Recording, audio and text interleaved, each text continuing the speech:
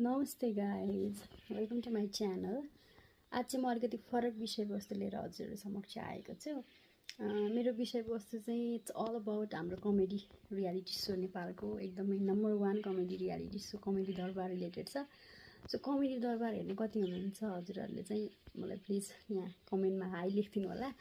र अर्को कुरा चाहिँ के भन्न चाहन्छु भने, म जस्तै कमेडी दरबारमा चाहिँ धेरै जोकहरू सबैलाई उडाउने होइन। अब जस्तै जजहरूलाई गौरी मल्ललाई अनि यता हाम्रो मनोज गजुरेललाई उडाउनुहुन्छ, सबैलाई उडाउनुहुन्छ क्या त्यहाँ होइन। जो सबैलाई नै अब म्याकुरीदेखि लिएर सबैजना आफू नै उडाउने काम हुन्छ त्यहाँ। अनि मलाई एउटा कुरा चाहिँ के त्यहाँको जोकमा एउटा कुरा चाहिँ एकदमै राम्रो लाग्छ, के भन्दाखेरि जस्तै हिमेश पन्तको पार्ट चाहिँ स्किप गरेर हेर्छन् भन्छ नि, त्यो चाहिँ एक्ज्याक्टली हो क्या गाइज होइन। अब हिमेश पन्तलाई नराम्रो लाग्ला यो भिडियो हेरेर सायद, तर आई स्किप सबै भिडियो उहाँको चाहिँ स्किप गरेर हुन्छ कि म पनि होइन। उहाँ पर्सनल्ली मलाई मनपर्छ, तर आई डोन्ट नो अब उहाँले अलिकति धेरै पोलिटिक्स कुराहरू यताउति गर्नुहुन्छ, त्यही भएर पनि हो कि होइन। I'm not interested towards politics भएर पनि हो अरू के हो थाहा छैन, तर सो या त्यो चाहिँ एकदमै राम्रो जोक लाग्छ मलाई, किनभने द्याट्स रियालिटी होइन।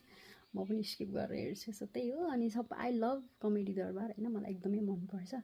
सो त्यही हो, हिमेश हजुर जस्तो नदुखाउनु होला है।